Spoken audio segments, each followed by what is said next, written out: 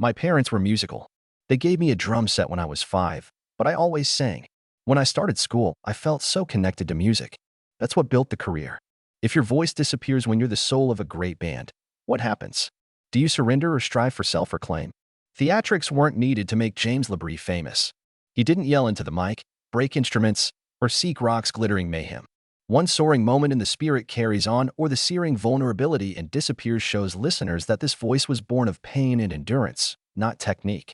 For nearly 3 decades, James LaBrie has been the lead vocalist of Dream Theater, a legendary progressive metal band. Unlike many stars, he didn't become famous or wealthy. He rose and returned softly but defiantly from a small Canadian hamlet after a career-threatening accident, years of depression, and audience rejection. James claimed losing your voice means losing your identity. I was in darkness for years. Despite the darkness, he generated light music. No dazzling brilliance, but a subtle, continuous illumination that goes deep into the listener like a survival whisper. James LaBrie never wanted to be a star, but his music has always shined. A story of resilience, artistic integrity, and a voice broken but never silenced. Are you ready to hear a spirit that refuses to lose? Early life. James LaBrie was born in Penetanguishene, Ontario, a small lakeside town, on May 5, 1963. There were no enormous stages or flashing lights, and few imagined a local boy could become a global rock star. James' music wasn't stage-based. The sound comes from his father, an amateur jazz drummer, playing rhythms to himself in the garage every night. James was obsessed with rhythm and tone from age 5. He played drums like his father and started his first band with buddies at 10 years old, performing at churches, fairs, and anywhere else an audience would listen.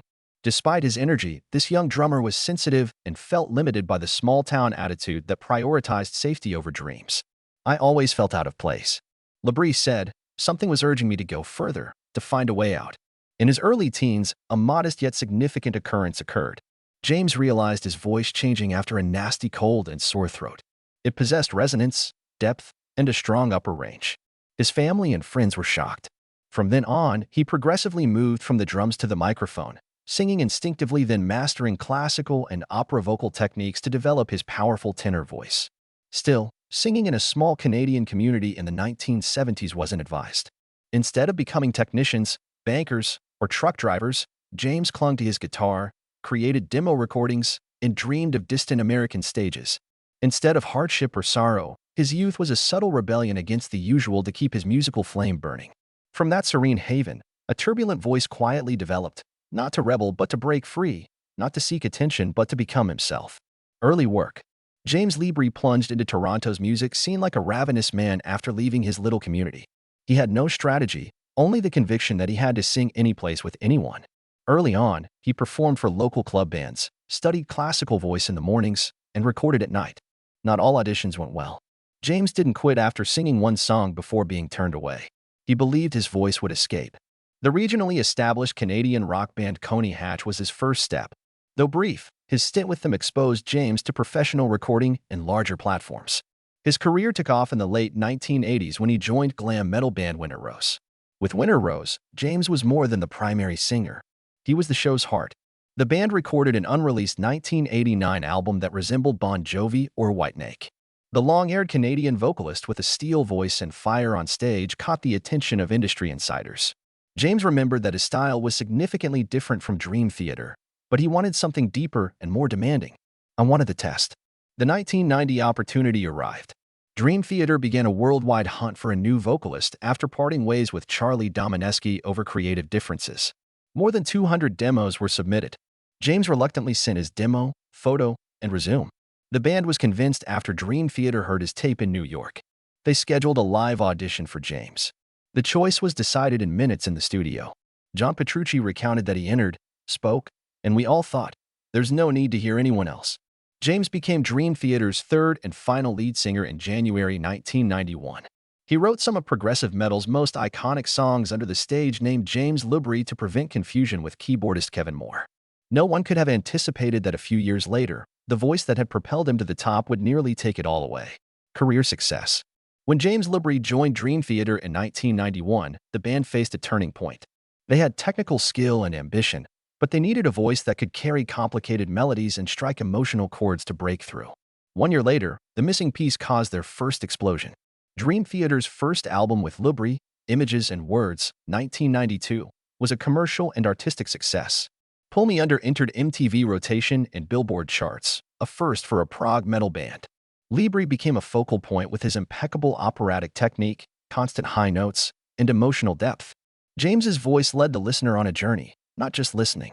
Pull Me Under felt like the first spark, but we knew there was so much more behind it. LaBrie shared about that era.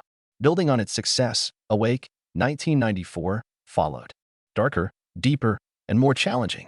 LaBrie continued to push his vocal boundaries with tracks like Voices and Scarred, which demanded intense emotion while maintaining technical precision. But at the peak of this ascent, an unexpected blow struck. James tore his vocal cords after a severe case of food poisoning in Cuba. Yet with tour dates already booked, he pushed through, performing even as his voice slipped out of his control. The consequences lingered for years. On Falling Into Infinity, 1997, the strain in his vocals was evident. Some critical fans claimed he wasn't the same anymore, and Dream Theater began facing internal tension. But what no one knew was that LaBrie was singing in pain and despair, simply trying not to derail the very train he had just boarded. Instead of giving up, he fought to recover. By the early 2000s, particularly with albums like 6 Degrees of Inner Turbulence, 2002, and Train of Thought, 2003, LaBrie gradually regained his form, arguably becoming more expressive and versatile than ever before. Songs like The Spirit Carries On, Endless Sacrifice, and Octavarium stand as testaments to a survival story told through music. In parallel with Dream Theater, LaBrie launched his solo career, first with the project Mulmusler and later under his own name with albums such as Elements of Persuasion, 2005, Static Impulse, 2010, Impermanent Resonance, 2013, and Beautiful Shade of Grey, 2022. These works explored a wide range of styles, from melodic death metal to acoustic ballads, asserting a clear statement. I'm not just the singer from Dream Theater. I'm an artist. People always think I'm the voice of prog, but I want to show that I can sing anything and still be myself. James LaBrie's success didn't come from staying the same. It came from adaptability, reinvention, and the ability to turn adversity into fuel. In a world where many voices fade after a few albums, he kept moving forward, not with blinding flashes, but with the quiet endurance that mirrors how Dream Theater itself has weathered the changing tides of time. The fall and the rise in the Christmas of 1994, just as Dream Theater had released Awake and was preparing for their international tour, James LaBrie went on vacation to Cuba with his wife and son. It was meant to be a short break to recover after a grueling recording schedule. But one morning, everything changed. He suffered a severe case of food poisoning, and during a violent stomach spasm, he vomited so forcefully that his vocal cords tore. A bizarre, rare medical accident, but one that destroyed the most precious thing he had: his voice. James returned to the US, and the tour dates were already locked in. He didn't want to cancel, not only out of duty to the band, but because there was no one who could replace him on such short notice. But his voice wasn't the same. He couldn't hit the high notes, lost breath mid-phrase, his voice cracked, faltered, and sometimes wouldn't come out at all. I knew I was ruining everything, and I felt like I was falling apart too, James admitted in an interview years later. Throughout the months-long Awake tour, he never revealed what had happened. Only the band knew. Fans began to murmur, LaBrie's slipping. He's no longer worthy of being Dream Theater's singer. Forums and music magazines filled with critiques of his voice. No one knew he was singing with damaged cords, ending each night in pain, both physical and emotional. The condition persisted. Through the late 90s, James LaBrie waged a brutal battle with himself. He couldn't control his voice, didn't dare record solo material, and nearly lost all faith in recovery. Outwardly, he kept touring, kept standing on stage, but inside was a broken man drowning in depression and the shame of failure. I felt like I had betrayed the band. I was the one chosen, but now I was the one being doubted. Some nights, James would cry after stepping off stage. Some days he wouldn't speak a single word, just to avoid further damaging his voice. Doctors urged total vocal rest. But as an artist in the middle of a global tour, how could he stop? Finally, after more than 5 years of living in a half-awake state about his career, James made the decision to stop entirely. He entered serious therapy. From physical treatment for his vocal cords to breath training, basic vocal exercises, and even meditation to manage psychological pressure. Recovery came slowly, sometimes improving just one note at a time. But James was patient. He trained for hours each day, cut out alcohol entirely, adjusted his diet and lifestyle. Every step forward was a test. Every regained vocal range was a victory. With Scenes from a Memory, 1999, listeners began to sense a return, not just of Dream Theater, but of James himself. That album, demanding emotionally complex and precisely controlled vocals, marked the rebirth of an artist who had stood on the edge of losing his voice. The vocal injury didn't just change how James sang, it changed how he lived. Before he performed with the mindset of dazzling on stage, after the trauma, he shifted to a mindset of connection, singing not to conquer, but to heal. From that moment, ballads like Disappear, Vacant, and Far From Heaven carried a haunting depth, not needing to scream, yet moving listeners to the core. James no longer avoided the public. He spoke openly about losing his voice, about depression, about the fear of losing himself. He became an icon not just for his vocals, but for the courage to admit weakness and the persistence to overcome it. I'm no longer the highest or strongest singer, but I'm the most honest one I can be. Personal life. James LaBrie may be the lead vocalist of Dream Theater, the man who's performed before tens of thousands of fans in Japan, Europe, and Latin America, but beyond the stage lights, he is a private, calm man, fiercely loyal to simple values. No scandals, no controversies, no flashy social media, just music, family, and a private world where he preserves his true self. He met his wife, Karen, back in high school. They married young before LaBrie's name was ever known. Together they have 2 children and have always worked to maintain a life completely separate from the music world. When not touring, James returns to Toronto, living in a quiet area outside the city, working out, cooking, and spending time hiking. I'm a singer, but I'm also a husband and a father. And if I lose that ordinary part of life, I won't have anything left that truly matters, he once told Prog magazine. James has a balanced existence in progressive metal, unlike many of his peers. He's not seeking fame, avoids surprising statements. It's not his goal to represent the genre. For almost 30 years, he stood behind the mic, done his job, and let the music speak for itself. James' placid temperament has sometimes been misinterpreted as chilly or distant from admirers. People who have met him backstage describe him as humble, pleasant, a true listener, friendly, and unpretentious. James typically greets fans with "How are you?" remembers names from prior shows. Dream Theater friendships are another special feature of his life. James never publicly criticized drummer Mike Portnoy, notably between 2007 and 2010, when he controlled the band. He still respected Portnoy when he left. During his worst circumstances, "Don't carry grudges." He replied simply, "I sing and let the rest go." Concerning Portnoy, James LaBrie, in his 60s, is more than a singer. He is a model artist who sets boundaries and defends what matters most: himself, his family, and music. Legacy and influence. James LaBrie selected a different path in a music industry where speed, stage effects, and viral hits appeal to audiences. His music is difficult to digest, but it sticks with you. He's one of progressive metal's most important voices without glamour or controversy because of that.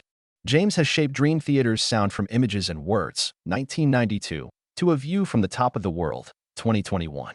His climactic moments in tracks like Learning to Live, Metropolis, Octavarium, and The Spirit Carries On are iconic for their difficulty and how they guide listeners through a full range of emotion. The emotional soul of a gigantic technical machine is James. Without him, Dream Theater might work, but it wouldn't touch the heart, a longtime admirer said on Prog Archives. Beyond the band, LaBrie's influence is widespread. He's influenced generations of progressive, symphonic, and melodic death metal vocalists. He's shown that a technically exact voice can carry profound, personal individuality if you live inside the music by flawlessly switching between classical operatic tones and raw, visceral grit. LaBrie has worked on many side projects other from Dream Theater. He led cinematic concept albums with Arian.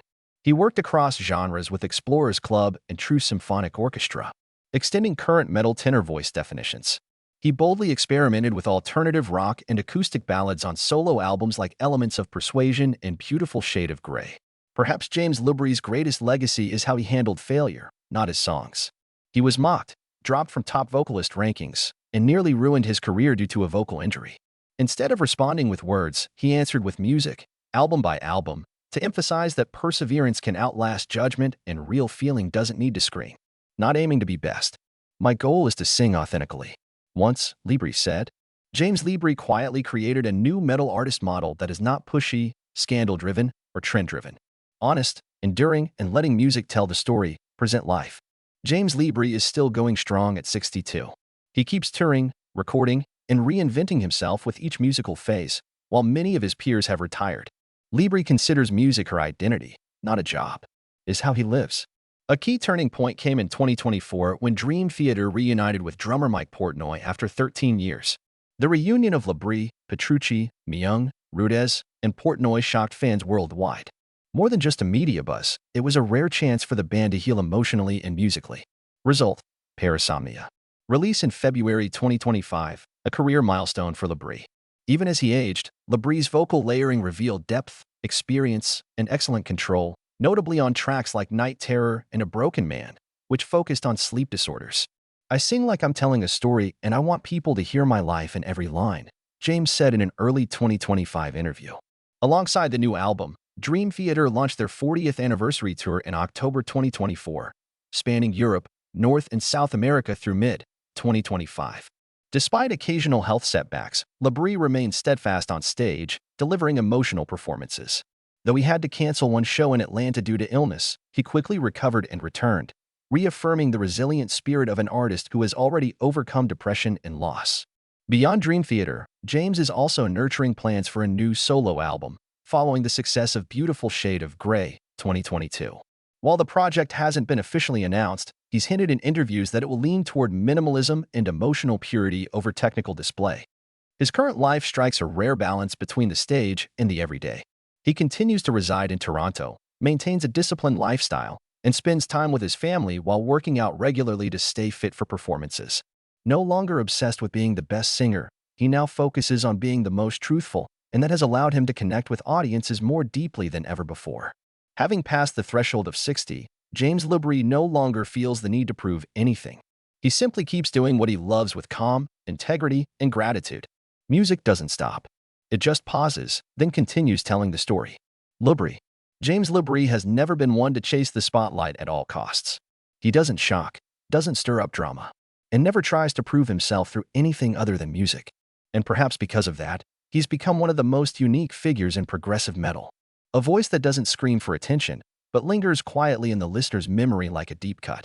From a drum-obsessed kid in a small Canadian town to the lead vocalist of Dream Theater, the band that helped define an entire genre. From a freak accident that nearly ended his career, to a painstaking journey of reclaiming his voice note by note. From years of doubt and public scrutiny to a powerful resurgence at age 60 with Dream Theater's classic lineup. James LaBrie never shouted that he deserved recognition, but his music said it for him. At 62, he has nothing left to prove. All he has to do is stand there quietly and sing. A voice that was once shattered has become the very thing that helps millions find healing in songs like Disappear, The Spirit Carries On, or Astonishing. A voice that may no longer be perfect, but now, more than ever, is honest and real. Have you ever listened to James LaBrie sing? What moment stopped you in your tracks? Share your thoughts in the comments below, and don't forget to hit like and subscribe to join us in exploring the extraordinary journeys of music legends. Thank you for watching, and we'll see you in the next story. Goodbye.